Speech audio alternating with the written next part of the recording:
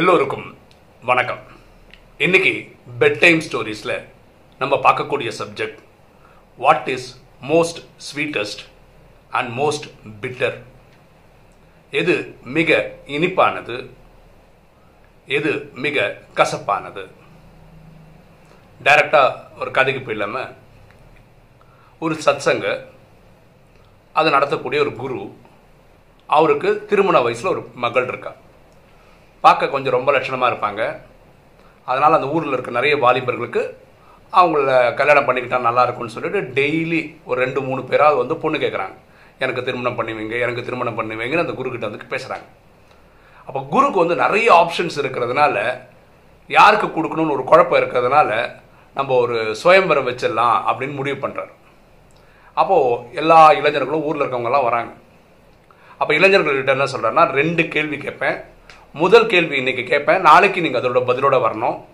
ஜெயிச்சவங்களுக்கு இனி ஒரு கேள்வி கேட்பேன், அது அதுக்கு அடுத்த நாள் வந்து சொல்லணும். இந்த 2 கேள்விக்கும் கரெக்டான பதில் சொல்கிறவங்களுக்கு என் மகளுக்கும் பிடிச்சிருந்தா நான் உங்களுக்கு திருமணம் பண்ணி வைப்பேன். இதுதான் ரூலு, உங்களுக்கு விருப்பம் இருந்தால் வாங்க அப்படின்றாரு. நிறைய பேர் வந்துட்டாங்க. கேள்வி இதுதான். முதல் கேள்வி, முதல் நாள் அவர் கேட்கறது, உலகில் மிக இனிப்பானது எது அப்படின்னு கேட்டுறாரு. அந்த பொருளை நீங்கள் கொண்டு வரணும் அப்படின்றார். 24 மணி நேரம் டைம். அடுத்த நாள் ஆயிடுச்சு. இளைஞர்கள் ஒவ்வொருத்தராக வராங்க.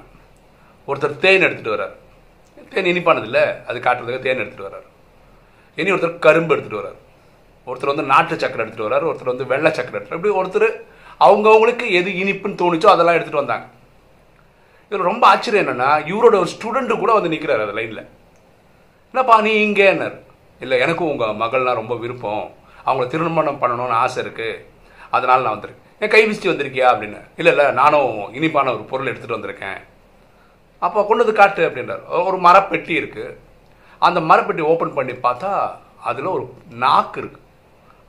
ஆடு இருக்குல்ல, அதனுடைய நாக்கு ரொம்ப அருவருப்பாக இருக்கு.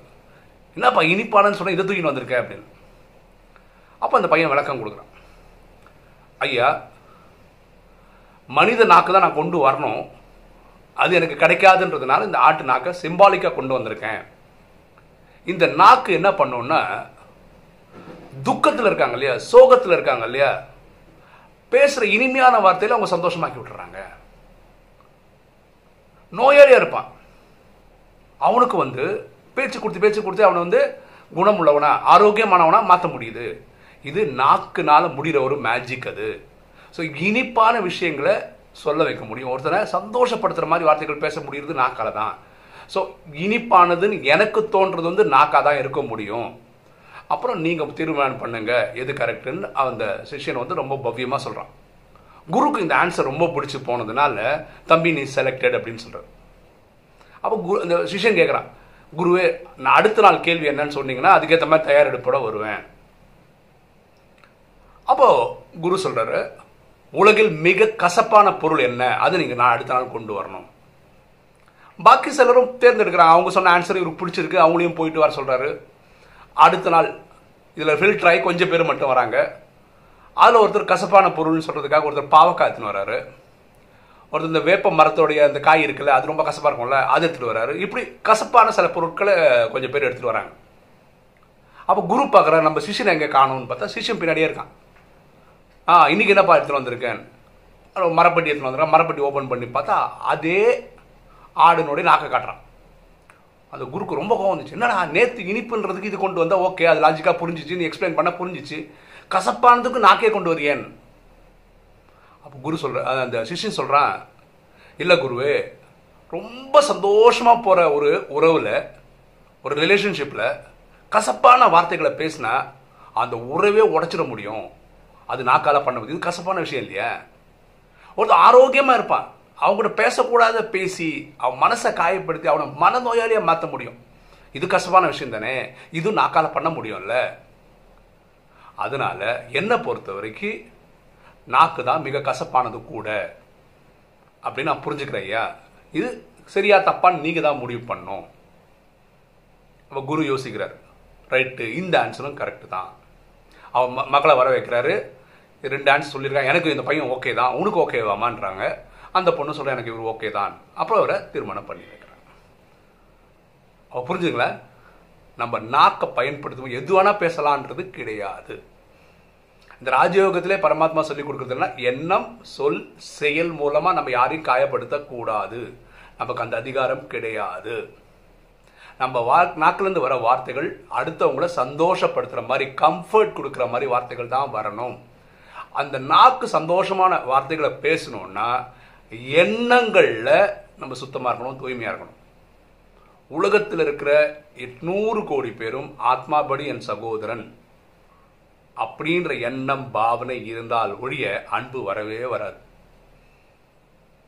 ஒரு ஆபீஸ்ல ஒர்க் பண்றவர் கீழே இருக்கிற சபார்டினேட்டா மட்டும்தான் தெரியும், எப்போ ஆத்மாவா பார்க்காத போது.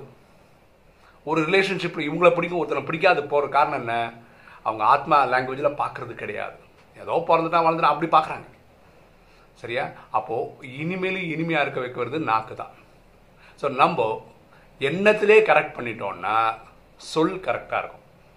அந்த சொல் வந்து கம்ஃபர்ட்டாக இருக்கும், ஒருத்தனுக்கு ஆரோக்கியமாக இருக்கும், ஒருத்தனை சந்தோஷப்படுத்துகிற மாதிரி இருக்கும். சரியா? நீங்கள் பேசாமல் கூட இருங்க, ஆனால் பேசினா கம்ஃபர்ட் கொடுக்குற மாதிரி இருங்க. அடுத்த காயப்படுத்துறது நமக்கு எந்த ஒரு அதிகாரமும் கிடையாது. நம்ம ஏற்கனவே 63 ஜென்ம பாவத்தை கணக்கு வழக்கெல்லாம் முடிச்சுட்ருக்கோம் எல்லாருமே.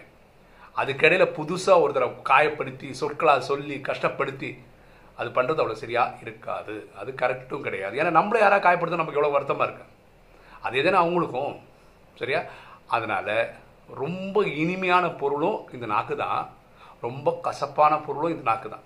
இந்த நாக்கள் பொதுவாக சொல்கிறாங்க இல்லையா, இந்த நாக்குன்றது எலும்பே இல்லை, ஆனால் 32 பல்லையும் உடச்சி எடுத்துருவாங்கல்ல. நம்ம சொல்கிற விதம் தப்பாக பேசினா பல அரைஞ்சு பல்ல எடுத்துருவாங்கல்ல. அப்போ நாக்குக்கு அந்த இது இருக்குது. ஸோ நம்ம நாக்களால் வரக்கூடிய வார்த்தைகள் அடுத்தவர்களை ஊக்கம் உற்சாகம் கொடுக்கறதா இருக்க வேண்டும். ஓகே, இன்னைக்கு வீடியோ உங்களுக்கு பிடிச்சிருக்கும்னு நினைக்கிறேன். பிடிச்சிருக்கோம் லைக் பண்ணுங்கள், சப்ஸ்கிரைப் பண்ணுங்கள், ஃப்ரெண்ட்ஸ்க்கு சொல்லுங்கள், ஷேர் பண்ணுங்கள், கமெண்ட்ஸ் போடுங்க. தேங்க்யூ.